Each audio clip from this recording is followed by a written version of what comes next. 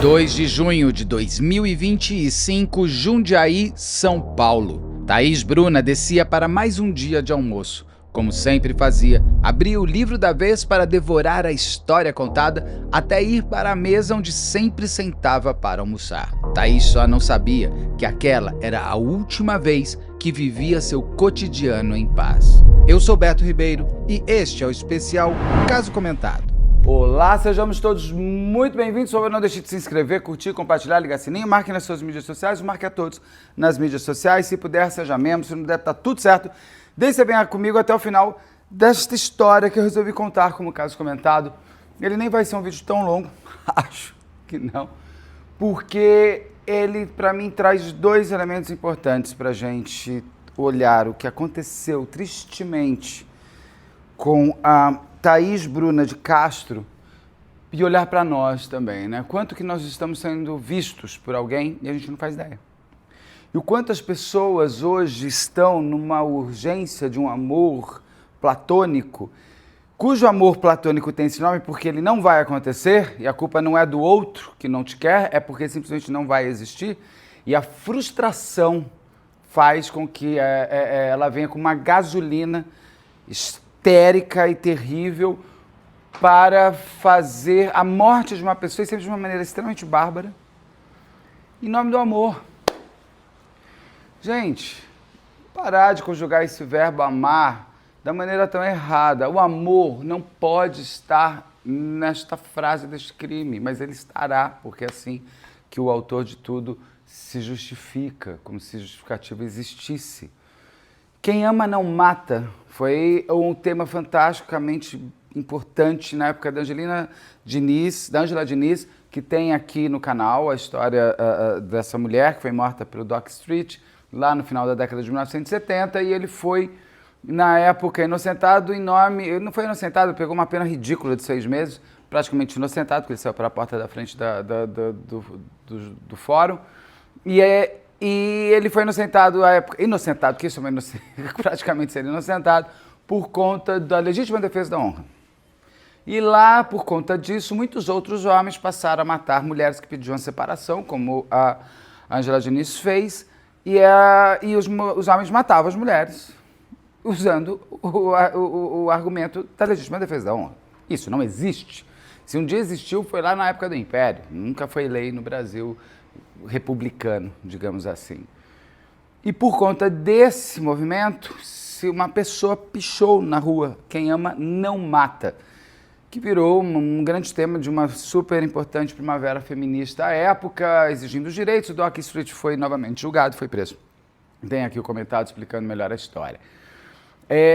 Isso que eu quero dizer é o seguinte: essa frase é para ser eternizada em qualquer crime cujo autor use esse sentimento tão nobre, tão importante, tão generoso, tão gentil, tão sensível, como elemento do fim de uma pessoa, e sempre novamente dizendo de uma maneira horrorosa.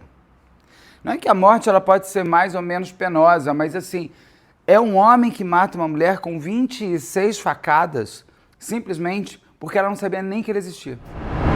E dentro desse crime eu vou reorganizar novamente o que eu já falei no caso da Idaru, que tem na série Adolescência, e que tem se mostrado algo que chegou para nós com um nome que a gente não sabia dizer o que era, a gente sabia o que existia, mas não sabíamos classificar, e essa classificação já temos hoje, que é o tal do incel, que são esses homens celibatários que eles não transam não porque eles não querem, mas é porque para eles o mundo, as mulheres não lhe permitem ser felizes, não lhe permitem terem prazer, porque essas mulheres são pessoas ruins, que só pensam nos homens padrão, com dinheiro, isso, aquilo. Jesus, Senhor, como é que uma pessoa tem esse tipo de pensamento? Pior é que reverbera e se encontra nos outros. O autor desta história me lembrou muito esse mesmo universo desses homens que não conseguem ter suas vidas ativamente sexualmente falando, emocionalmente, e culpam a sua fonte de desejo pela sua tristeza. E não entendem que a sua frustração é sua. O amor que você tem por aquela pessoa, que se você acha que é amor, deve ser mais uma paixão, ela é sua. Se o outro não o quer, não tem o que fazer. Tem um filme que tem um título que eu acho ótimo. Ele não está afim de você. Ela não estava afim deste homem. Mas quem é ela? Quem é este homem? Daí a gente vai se aprofundar onde puder, porque é um caso ainda pouco explorado pela imprensa, só na imprensa local, lá de Jundiaí, onde tudo aconteceu. Agora, em junho de 2025, a Thaís Bruna de Castro, com 36 anos, perdeu a vida sem ela... Eu tenho certeza que ela não entendeu o que aconteceu. A Thaís Bruna é uma moça com 36 anos, já uma mulher, que pelo que eu entendi nas poucas matérias que tem, e eu também quero fazer esse comentário em convite à mãe dela, que eu vi um pequeno trecho de uma entrevista da mãe da Thaís Bruna, que me tocou profundamente. Aquela senhora está literalmente a flor da tristeza na sua alma maior. Essa mulher, ela está em frangalhos. É uma mãe completamente fragmentada. Então, me tocou muito, eu gostaria de entrevistá-la também, é só mandar para a equipe Beto Ribeiro, mandar um e-mail para a equipe betoribeiro@gmail.com, que a produção organiza e a gente consegue gravar. Porque eu acho que esse caso da Thaís, ele merece mais notoriedade, todos merecem. E esse caso, por um acaso, apareceu no meu YouTube, que eu estava vendo coisa, apareceu uma pequena matéria da Record local e eu acabei assistindo. Então, eu tenho poucas coisas sobre esse crime. O G1 fez uma boa cobertura, mas não se abriu, não se passou. Então, com esse caso comentado, a gente consegue fazer com que a vida da Thaís seja mais conhecida porque ela merece. Era uma moça com seus 36 anos, trabalhando numa agência de turismo e também vivendo já o seu desejo de dividir com os outros o fascínio e o prazer pela leitura que ela tinha.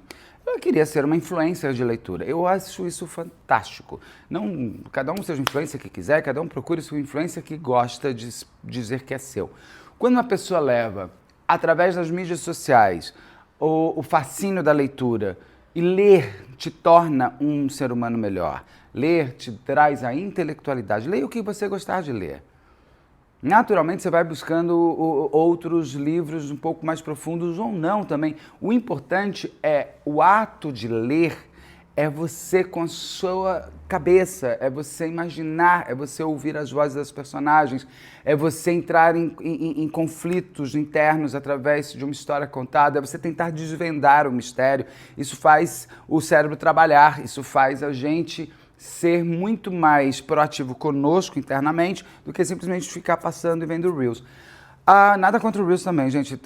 Cada um faz o que quiser. Mas eu acho que quando você terminar o dia, você tiver lido mais do que você ter visto mais vídeos que não têm importância nenhuma de fato na sua vida, você não vai ter absorvido muita coisa. Um livro você vai ter absorvido. E você vai ter viajado mais. É impressionante como ler é algo que... Por favor, se você não come, entra numa livraria, escolha um livro que você se interesse pela história, seja ela de verdade qualquer que seja. Até quadrinhos, quadrinhos são incríveis também. Mas a Thaís, ela tinha esse desejo de ser essa voz dos livros. E ela tinha um Instagram, um perfil no Instagram chamado Leitora Fashion, onde ela trazia resenhas de livros. Eu achei interessante, eu vi o Instagram dela, que ela tinha feito o primeiro vídeo, pelo que eu senti, eu fui lá para trás e não consegui achar. Ela tinha acabado de fazer o primeiro vídeo onde ela aparecia falando sobre o que ela tinha lido. Não sei se ali ela já estava rompendo algumas barreiras que a gente tem de quando a gente vai gravar, a gente tem uma série de censuras internas. Quando a gente vai fazer um vídeo para uma outra pessoa assistir, o primeiro público é você mesmo, e você mesmo acaba sendo, às vezes, seu pior exército contra você. E é muito difícil, eu posso falar isso por experiência própria. E a Thaís tinha acabado de fazer o primeiro vídeo de ela contando sobre os livros. Ela tinha sempre muitos reels com dicas do livro, com artes e resenha, e um texto muito bem escrito. Ela tinha acabado de fazer, impressionante, o primeiro vídeo que ela faz, assim, falando de um livro de dois serial killers que se encontram e acabam... É um livro de uma comédia romântica com dois serial killers que tem, inclusive, criam ali um jogo interno entre os dois de quem vai matar mais serial killer. É uma questão que a sensação que eu tive que é um pouco um Dexter, aumentado e romantizado. É a primeira vez que eu vi essa moça falando, eu ouvi a voz dela. Uma voz muito doce, uma voz muito meiga, e isso traz muito nessa pequeníssima entrevista que eu consegui ver da mãe e do irmão da Thaís, o quanto ela era uma moça adorada e adorável.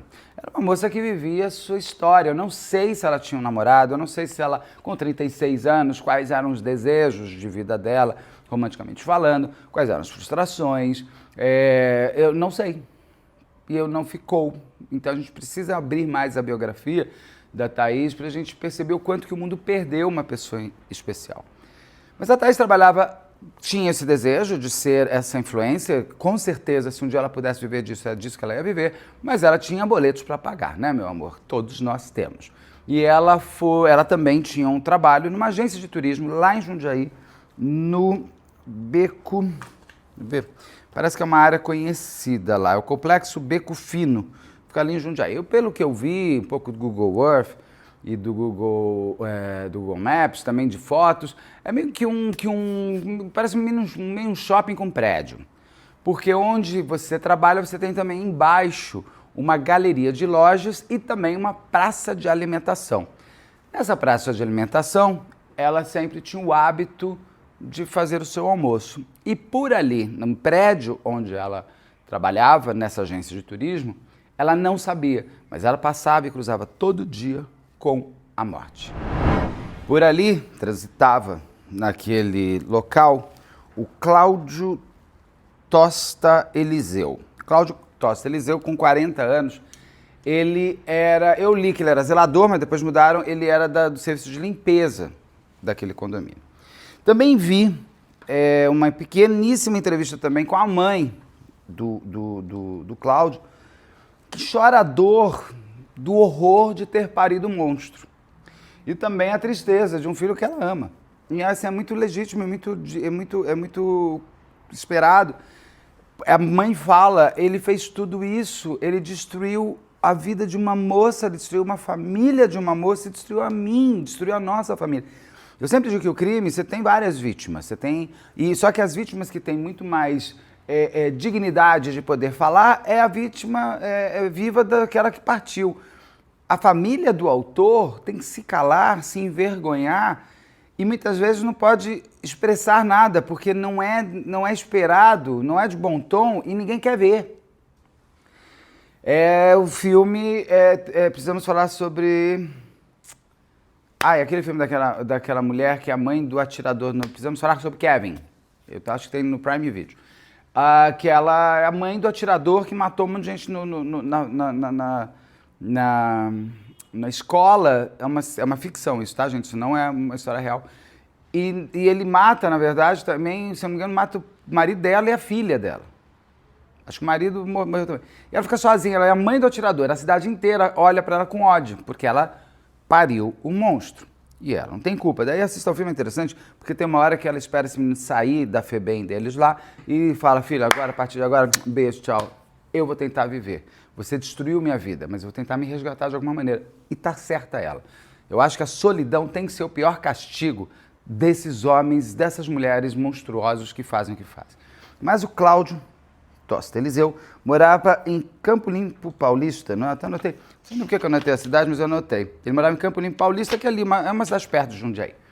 Ele ia todo dia trabalhar nesse prédio, nesse beco fino, nessa galeria, parece que eu entendi que é um prédio de escritórios, ou meio que um shopping de escritórios, porque a agência de turismo na qual a Thaís trabalhava ficava neste beco fino. E ele trabalhava nessa área de limpeza. Esse homem também, por essa pequena entrevista da mãe, não se dá para saber muita coisa dele. Ele tem 40 anos. Uma pena, porque se estivesse conversando com ela, eu gostaria de saber como ele é antes do crime. Com 40 anos, esse homem vai fazer um crime tão horroroso que eu me pergunto como que ele chegou já direto ali. O fato de ele não ter, e parece que não tem antecedentes criminais, ou seja, boletim de ocorrência contra ele, processo contra ele, não faz dele um santo. O que ele já fez ao longo da vida? Porque esse crime é tão premeditado, no mínimo 20 dias. Porque a própria mãe relata, a mãe dele, a mãe do Cláudio, relata que ele já vinha avisando a família dele que, ó, é bom vocês pararem de brigar, porque vocês vão ficar sozinhos, daqui a pouco vocês vão ficar sozinhos. Daqui a pouco vocês vão ficar sozinhos. Parece que ele tem uma irmã que também ia casar, mas a mãe não fica entendendo. E ele já tem 40 anos morando ainda com pai e com mãe. Só isso já é uma coisa. Por mais que financeiramente, não sei o que, é assim, é um homem de 40 anos morando sozinho na casa do pai e mãe. Gente, não dá. Não, isso. Ela disse que ele sempre foi um homem muito calado, isso é a única coisa que a gente consegue resgatar do histórico dele. E que ele era um homem... Mas eu não sei, ele teve namoradas? Ele teve relacionamentos sérios? Ele mora há quanto tempo com o pai e com a mãe? Ele sempre morou? Ele voltou a morar? Se ele tem relações anteriores, foram relações violentas, pelo que eles sabem? Como é ele com suas ex-namoradas? Porque a fixação, a coisa praticamente beberrena que ele vai ter pela Thaís Bruna, às vezes a sensação que eu tenho é que ele tirou de uma pessoa e foi para outra. Inclusive, a mãe do Cláudio fala que um bom tempo antes, ele diz para ela que tinha conhecido uma moça muito bonita no trabalho, ali no prédio onde ele trabalhava como serviços de limpeza, e que ela estava correspondendo. Ao mesmo tempo, tem uma parada aqui, ou seja, ele inventa para a mãe, ou ele acha que tem, a Thaís sendo também afim dele.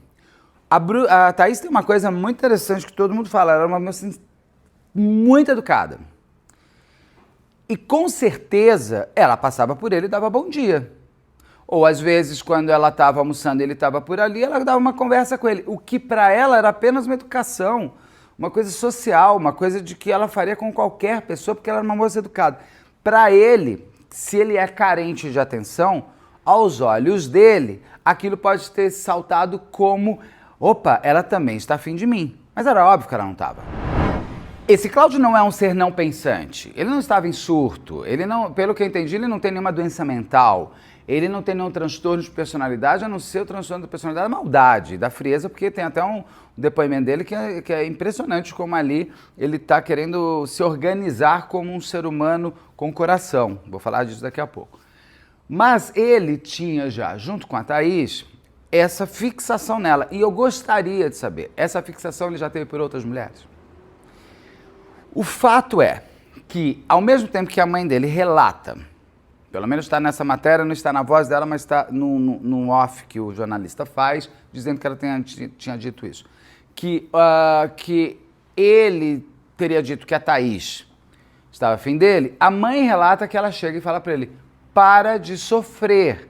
Não existe só ela de mulher. Ela não fala, de novo ele fez isso, ela não traz esses elementos. Mas o que ela já mostra é o seguinte, que se um dia ele mentiu que ela era afim dele, porque assim ele percebeu que ela era afim dele, ela já tinha a informação de que nada ia acontecer entre os dois, porque ele já estava frustrado e ela já estava percebendo que ele estava chateado, triste, bravo, sei lá o quê. Então a gente tem essa percepção do quanto esse crime foi desejado, planejado, orquestrado e desenhado, com, a polícia diz, com no mínimo 20 dias antes. O Cláudio está na vida dele, ele encontra com a Bruna todos os dias. A Bruna, inclusive, dentro do universo ali do trabalho, ela tinha um hábito. São coisas que a gente começa a perceber no outro e a gente começa a se ver e a gente começa a entender que a gente está numa sociedade tão perigosa que a gente precisa mudar uma coisa que é muito boa, que é hábito. Fiquei pensando, gente, toda vez que eu estou no estúdio eu almoço em tal lugar, toda vez que eu estou, a gente almoça em tal lugar. Eu falei, será que não é hora de repente, mudar horários, isso, aquilo? Porque a Bruna tinha um hábito, um cotidiano. Ela descia, eu ouvi numa matéria que eram 4 da tarde, naquele dia 2 de junho de 2025. Mas eu já ouvi que era 12:30. Então eu fico em dúvida porque assim, tudo isso foi filmado pelas câmeras de segurança. Então você vê o ato da morte da Bruna pelas câmeras de segurança. Óbvio que eu não vou mostrar essas imagens. Em respeito à Bruna, em respeito se a família dela estiver assistindo, em respeito a você, em respeito a mim. Porque não precisa. Mas tinha uma câmera de segurança. Só que na câmera de segurança não mostra o horário. Que eu queria saber, não tem? Todo mundo corta o horário. Não cortem o horário. Gente, vou fazer uma coisa pra vocês. Não cortem o horário. Tá? Porque isso é uma coisa que ajuda a contar a história. E o lugar está vazio. É uma praça de alimentação, que é a seção que você tem, que são muitos restaurantes, é um corredor grande, com muitos restaurantes. O pessoal da edição pode pôr uma foto antes do ato em si, mostrando que essas mesas. Para mostrar o seguinte, está vazio. É comum ali estar vazio? Ou realmente ela almoçava mais tarde e por isso estava vazio? Então a Bruna tinha o hábito de, eu não sei o horário exato que foi, de sair do escritório para almoçar. Ela ficava sentada um pouco fora do prédio, acho que para tomar um sol, um ar, qualquer coisa assim. Já devia estar mais frio, mas eu acho que não estava tão frio. Ela lia um pouco, uma mulher que tem o desejo de ter influência de leitura, ela lê muito. Então ela lia um pouco ali naquela área externa e entrava para essa galeria para almoçar. Era o hábito dela. E ele conhecia esse hábito. Ele sabia desse hábito. Ele sabia que horas ela ia estar lá. Ele sabia como ela estava, porque ela sentava até mesmo na mesma mesa e na mesma cadeira todos os dias, de costas para quem está atrás dela. Então, assim, a galeria aqui, ela ficava de costas para quem está passando. Lógico, sei lá, para ter mais privacidade, para ficar lendo sem olhar passar, porque você lê e fica passando, você tira a sua concentração. Ela tinha os motivos dela, e não é por isso que ela tem qualquer culpa no cartório da sua própria morte. O fato é que ela tinha esse cotidiano, e ele conhecia. Por quê? Né? Ainda mais que é da limpeza, ele fica passando ali com vassourão, com rodo, isso aquilo, ele fica vendo exatamente como está. Com certeza, nessas transições, é que ele cruza com a Thaís e ele acha que deu match. E ela não sabe nem o que ele está pensando. Tem um outro ponto aqui, importantíssimo, que é o seguinte. O Cláudio Tosti Eliseu, ele fala, porque tem também um outro vídeo que é um depoimento dele. Acredito que seja das audiências de instrução, porque é por Zoom e não tem, eu acho que ele não pode fazer entrevistas, jornalistas e autores de crime por Zoom. Acho que não pode, tanto que ele é muito picotado. Eu acho que ali são perguntas feitas numa audiência de instrução, acredito online, que é quando ele... eu não sei se ele não foi pronunciado ainda. Eu acho que denunciado ele já pode ter sido, porque eu estou gravando isso aqui em julho de 2025. Se ele já foi pronunciado, nossa, São Paulo está super adiantado. Não rola muito isso daí. O fato é que ele é um autor confesso. E tem a entrevista dele, onde ele diz que ele tinha feito um teste. Tinha pedido para um amigo dele ir falar com a Thaís. E ele ficou muito chateado com o retorno que existiu da Thaís. Eu gostaria de saber, o que o amigo foi falar? Foi falar, olha, sabe aquele meu amigo ali, o Cláudio, ele tá super, Cláudio, né? Sabe, ó, o Cláudio tá super afim de você, ele te ama paixão, quer amar ele, quer namorar com ele, quer casar com ele? Ou o amigo dele foi falar, oi, Thaís, tudo bem? Escuta, tô sabendo que tem um amor por aí atrás de você, queria saber, você tá aberta para relacionamento? Ou o amigo dele foi se dar um de Dom Juan para ver se ela estava aberta a qualquer homem chegar. Porque é o nível máximo do pensamento de que a mulher ela é para todos, né? Tá, enfim, vai na fila e vai aí. Então eu não sei qual foi o pedido que um amigo dele vai falar com a Thaís, volta e ele fica frustrado. E isso é um ponto importante para a decisão que ele vai tomar, que é aí que eu acho que ele se frustra e fala para a mãe que está frustrado, isso aqui, está chateado, e a mãe fala, não existe só essa mulher no mundo. E tem mais um componente nessa equação. O Cláudio, além de estar frustrado com a não possibilidade de amar Thaís, como ele queria amar, ele também tinha sido trocado de área. Eu não entendi se foi de horário, eu não entendi se foi de prédio, eu não sei se são aqueles grupos de empresa que você contrata de limpeza e que ele ia mudar de lugar para trabalhar. E tem uma matéria, inclusive, dizendo que ele teria sido trocado pela empresa responsável por ele, inclusive a pedido da vítima. Eu ouvi isso falando numa reportagem local. A vítima, no caso, a Thaís. A Thaís teria pedido para a empresa responsável por ele tirar ele de lá.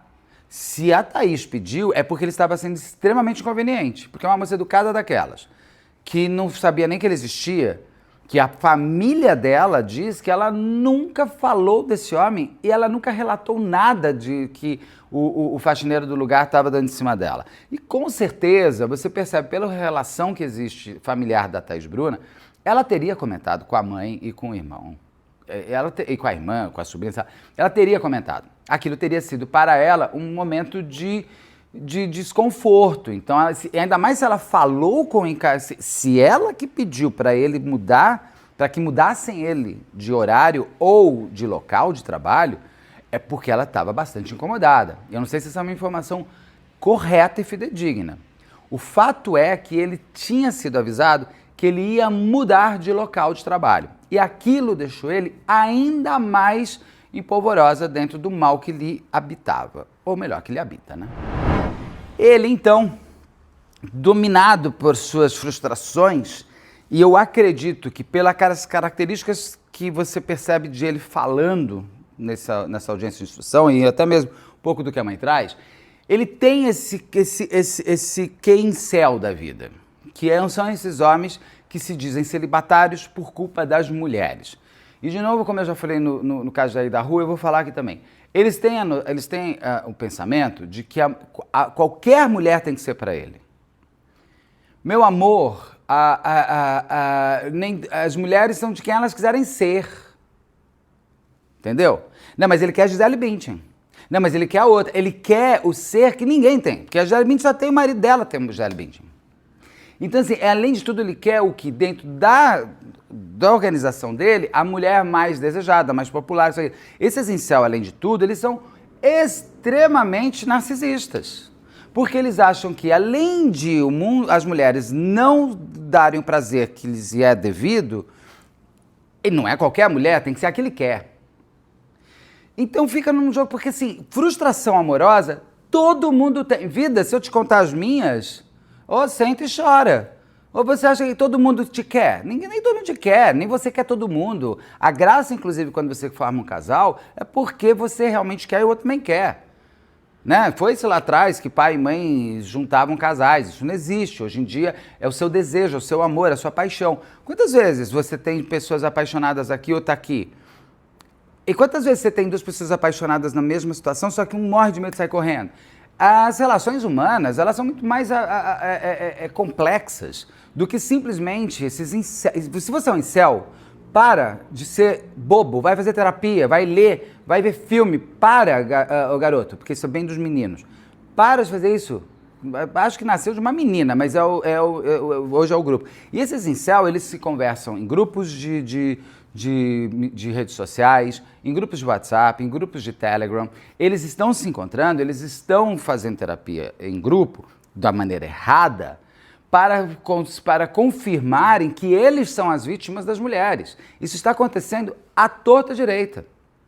O Cajai da Rua, o cara que mata os 4 estudantes, ele era de grupo de incel, e os incel estão colocando ele como Deus, como ícone, como referência. Porque ele matou a mulherada que tem mais a que morrer. Porque os incels são assim. Antes, ele, pelo menos, o incel ficava só em torno da mulher que ele gostava, não me quer, que ódio, eu vou... Não, agora o ódio é a mulher. É a misoginia como base de um pensamento. Então matem todas as mulheres.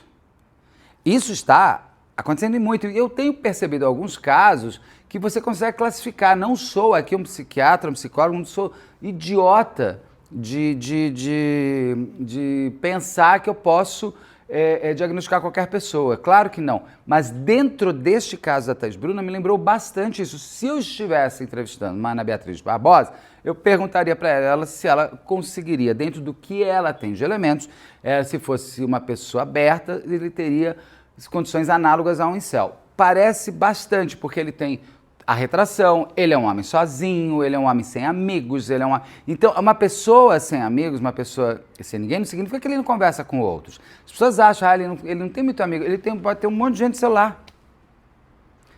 Com 30, 40, 10, 15, e esse homem de 40 anos está ensinando o garoto lá de 13 anos o que é o incel. Não estou dizendo que ele tenha feito isso, estou dizendo que homens como ele estão fazendo esse tipo de exercício. Então, dentro desse universo, desse homem que está frustrado com a Thaís Bruna, logo frustrado com toda a sua rede de amores impossíveis, das mulheres, ele odeia o mundo. E o chefe, que vai tirar dele pelo menos o prazer de ver a Thaís Bruna todo dia, ele decide naquele dia 2 de junho, que seria aquele dia, ele sai de casa com 3 facas na mochila. Eu acho interessante, ele sai com 3 facas. A gente sabe que ele teria 2 vítimas. Mas por que 3 facas? Será que 2 vítimas a polícia conseguiu encontrar e diagnosticar e ele teria um terceiro? Seria uma faca para cada um? Por que 3 facas? Até porque ele não leva a faca, ele recolhe a faca, ele guarda a faca na mochila. Para que seria? Seria meio como um troféuzinho dele para cada morte que ele faria, então seriam 3? O que a gente tem certeza é que ele saiu de casa naquele 2 de junho para matar 2 pessoas. Com extrema clareza de ideias, com extrema calma, com extrema frieza, o Cláudio Tosta Eliseu, naquele 2 de junho, ele sabia onde a Thaís Bruna estaria. Ele já chega no horário, ele chega naquele dia, no horário que ele sabia que a Thaís estaria almoçando. E ele sabia, com certeza, até o movimento das pessoas que participavam naquele horário de almoço dela. Por isso que eu acho estranho ser 12:30. Tem pessoas que falam 12:30, eu ainda acreditaria mais se fosse mais tarde, porque tá vazio, tem ninguém. Ou aqueles restaurantes são super flopados e ninguém vai, né? Então, aí é um problema do cardápio. Ele vem, a Thaís sai do prédio, entra por aqui e senta aqui. Ele vem na contramão, porque é uma galeria, você tem passagem por ruas. Ele vem na contramão, ela está sentada. Esse homem chega de máscara, de roupa totalmente preta, ele chega muito parecido com esses garotos que atacam escolas de Suzano. Eu não sei se a polícia está fazendo isso, mas eu investigaria profundamente celulares, computadores, qualquer coisa que esse cara tenha de eletrônico. Ele está muito desenhado, ele está muito orquestrado. A sensação que eu tenho é que ele teve um diretor, ele teve um coach para te chamar de seu. Mas não pode, é uma sensação, né? Eu, se fosse a polícia, eu faria isso, porque você consegue, inclusive, quebrar mais futuros crimes que possam vir a acontecer ou pegar essas pessoas que estão cooptando os outros para fazerem isso. Ah, tá. Gente, entrou um sol aqui. Olha, se eu disser de onde vem esse sol, eu vou resolver isso daqui a pouquinho, quando tiver aquele corte, eu vou. Então a Thaís está lá, sentada, almoçando, no seu trabalho, no seu exercício da sua vida. Ele chega todo de preto, encapuzado, com capuz e uma máscara tipo de Covid preta, todo paramentado, com uma mochila preta. A sensação que você tem que ele tá, não sei se ele está de luva, alguma coisa assim, porque ele não se corta, pelo que eu sei, e a faca ela não tem uma empunhadura tão forte assim. Ele pega a Thaís, gente, ele dá 26 facadas. Eu sempre falo para vocês, façam um exercício. 1, 2, 3, 4... Gente, 26... Tá entrando só? Tá. 26 facadas. É muito tempo, é muito ódio, é muito desejo e é muita técnica. Ela teve 26 facadas. Ela não deve ter entendido o que aconteceu na primeira. Eu não sei nem se ela teve tempo de reação, de tentar viver. Ele pega, mata ela com 26 facadas, pega a faca, guarda na mochila. Isso tem no vídeo, eu não vou mostrar o vídeo aqui. Tem por aí, se vocês quiserem, põe aí no Google. Ele guarda essa faca na mochila e sai andando, ao bel prazer, para a sua próxima vítima. Uma segunda vítima que quis o acaso que não morresse e que nem fosse encontrada. Ele estava com ódio da Thaís Bruna e ele estava com ódio do chefe dele, que tinha mudado ele de horário. As motivações são tão esdrúxulas que eu acho que assim, não existe motivação para matar ninguém. Mas motivações como essa desse homem aqui, elas deveriam ser apenadas em 177 mil anos. É assim, porque só por você ter sido mal demais na sua motivação, você vai ter 177 mil anos. Eu quero fazer uma lei, eu vou pedir para todo mundo exigir do seu deputado, faça a lei com 177 mil anos de pena. Para todo mundo que mata, mas nesse caso mais ainda. Mas ele sai super tranquilo, o Cláudio vai andando pelaquela galeria e entra no escritório do chefe dele. No escritório que ele já sabia como era. Quando ele chega lá, ele não encontra o chefe não tá. Ele não mata o chefe, mas ele fica tão transtornado que ele não vai conseguir realizar tudo o que ele quer, que ele quebra o escritório inteiro. Ele quebra. Faz o mundo, ele destrói tudo. Sai do escritório tranquilamente, em paz, com o coraçãozinho dele. Ele fez ligação para alguém? Ele mandou mensagem para alguém? Eu gostaria de saber se ele teve comunicação. Espero que a polícia tenha feito todo esse tipo de investigação. Ah, mas Beto, sabe o que é? Para a polícia, o importante é o crime. Não, a gente precisa entender mais. O crime, ele é um ato que ele vem rodeado de coisas. E que muitos outros saem ilesos por conta disso. Eu sou contra um pouco quando me explicam que a investigação fica só em cima do ato em si. Eu sou contra. Eu acho que tinha que abrir celulares, até da mãe, para saber se a mãe compactou, sabia. Não, eu não sei, eu olharia todo mundo. Bom, mas não sou delegado. Eu sou só um falador de crime. Então ele sai do escritório, tranquilamente, e vai até um batalhão da Polícia Militar, que é ali perto, e se entrega.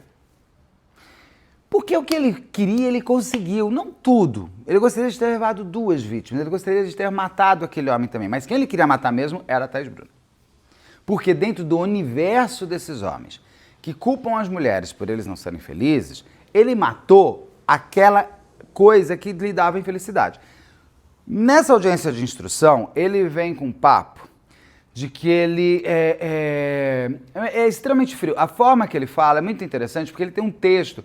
Eu não sei se daqui a pouco vão querer falar que ele teve surto. Não estava em surto. Se ele estava... Daqui a pouco vamos falar que... Está muito na moda hoje em dia falar que é surto, né? Porque não tem mais manicômio judiciário, então todo mundo quer ter um surto para chamar ai, a minha história teve o surto, então logo com o surto eu vou tomar 2 comprimidos, fico 6 meses no hospital psiquiátrico, saio e estou livre. E sem ficha criminal. Então, muito falando disso, e na violenta emoção, agora esqueci o termo, que é quando você mata em função do que o outro causou em você. Pelo amor de Deus, se um advogado entrar com esse tipo de argumentação, eu convido ele a me dar uma entrevista. Porque, o que ela veio? Ela estava lendo? Ela não quis ficar com ele? Tá, então eu sou obrigado agora a ficar com todo mundo, porque vai que a pessoa fica na violenta emoção e me mata. Violenta emoção não é inocente, ninguém fica inocente, mas ela diminui pena, uma coisa assim. Legítima defesa, ninguém vai falar que foi também, né, gente? Também é o terceiro. Tá muito bonito. Isso é surto, violenta emoção e legítima defesa. Impressionante como as pessoas conseguem criar argumentações onde não existe. Mas ele se entrega e nessa audiência, eu acredito que seja a audiência de instrução que ele fala, eu vi um pedacinho que tem na internet. Ele diz que ele ficou muito frustrado, que ele falou para o amigo falar com ela e que ele viu que não ia dar e que ele ficou com obsessão. Ele falou, eu estava com uma obsessão. Ele usa palavras que eu gostaria de saber como ele falava antes. Ele sabe o que significa obsessão? Ou alguém pegou e catou essa palavra depois da boca dele? Porque não combina muito. Qual é o grau de instrução dele para ele usar as frases que ele usa? Mas daí ele fala assim, que ele matou o amor da vida dele. Eu matei o amor da minha vida, que ele está profundamente arrependido. Você tem que ver como ele está arrependido. É uma coisa que você fala assim, a vontade de você ter, fala assim, você quer também o quê? Quer um café, quer um chocolate, quer um fandangos? Porque ele está falando assim, estou super arrependido, tá? Eu estou muito arrependido, porque eu matei o amor da minha vida, eu acho que eu não merecia nem estar vivo. Não, a vida. Assim, aí é só uma interpretação, não estou dizendo que seja, e que eu sempre falo. Feminicida dorme em paz na cadeia, porque a causa da sua dor interna não existe mais. E o prazer de esta vida ter sido tirada pela mãozinha dele, ninguém vai me convencer que não existe. Então ele fala com a maior cara de pau que ele está arrependido, porque cadeia ninguém quer, né, vida? Depende de dar uma diminuída aí de pena. Ele, se não foi, espero que tenha sido denunciado por feminicídio. Hoje a pena de feminicídio é muito pesada, ela vai para 40 anos. A mínima dela, eu esqueci agora, ele já vai longe, ele tem 40 anos. Esse cara, se sair da cadeia, espero que pegue, porque tem umas penas também que estão dando aí de 17 anos, 15, pelo amor de Deus, que dosimetria é essa? É uma coisa assim, imaginável. O da Nália, lá do Rio Grande do Norte, que o marido matou e deixou para os cachorros comerem, esse cara não teve nem 20 anos de cadeia, cara, que é isso? E agora tá de pastor na igreja. Tá de pastor de igreja na cadeia. Não pode, não. A menina, ele teve quase a pena da idade dela. Não podemos fazer assim, senhores. Então, se esse homem pegar uma pena decente, que sejam 50, 60 anos, ele não sai vivo, né, cara? Ele tem 40. Você vai ficar no mínimo, no máximo você fica 40. Mas o regime de progressão, nossa, feminicídio, ainda bem, só que eu acho 40 baixo, eu tinha que pôr 177 mil anos, porque daí não tem nem saidinha, não tem semiaberto, tem aberto, tem nada. Ele com 80 anos, esse cara vai até 80. E se sair com 80, quem cuida dele? Coitado da irmã? Quem ainda vai ter que ficar com esse empiastro na vida? Não, né? Então, essa história da Thaís Bruna, que ainda não teve desfecho do julgamento, quando sair eu faço nos atualizados, que eu fazia sempre os atualizados uma vez por ano, mas agora eu vou começar a pegar o caso de novo e atualizar. Ele vai fazer, então, ele não tem, eu estou gravando em julho, ele acabou de fazer um mês, praticamente, essa história. Temos que aguardar o julgamento, e eu espero, sinceramente, minhas mulheres da minha vida, por favor, gente, não vamos ficar mandando carta de amor para ele, né? Não faz isso, cara, não faz isso. Ai, olha, pior coisa que tem quando você faz um caso de feminicídio é saber se esse cara já tá namorando, já tá com visita íntima, já tá com amor, já tá com paixão, já tem mulher ali pegando carteirinha pra entrar e querer casar. Cara, se você tem esse tipo de distúrbio mental, eu acho que busca uma ajuda psiquiátrica, busca uma ajuda... Leia o livro do Ulisses, Maníaco do Parque, que vocês vão ver a história de uma mulher, que inclusive já morreu, das besteiras que essa mulher fez na vida, porque ela ia atrás de feminicidas, ela ia no fórum buscar feminicidas. É doentio mesmo, gente. Tem que ser. Eu tenho que acreditar que essa pessoa está doente, porque não dá para uma pessoa, senão ela é uma pessoa que tem a mesma alma daquele outro. E não é uma gêmea, é uma ruim, é uma má, é uma perversa. Então, é essa história da Thaís Bruna, que ela continue viva nos livros, que ela tanto gostava, e que ela consiga... Ela teve muitas homenagens, muita gente, tanto do trabalho, dos amigos, lá no perfil dela está mantido ainda, que é a Leitura Fashion, onde ela tem um texto da família e tudo mais, vale a pena ver também. E é isso, bom, é isso aqui, né? A família dela disse que nunca se aproveitou. Ela disse que a família dela disse que ela nunca falou dele e tudo mais. É isso daqui. Então, essa é a história da Thaís Bruna de Castro. Vamos acompanhar este caso. Fica aqui o convite para quem quiser dar entrevista sobre essa história, inclusive advogado de defesa. É só entrar em contato com a equipe BetoRibeiro@gmail.com, que a gente entrevista todo mundo. Até já.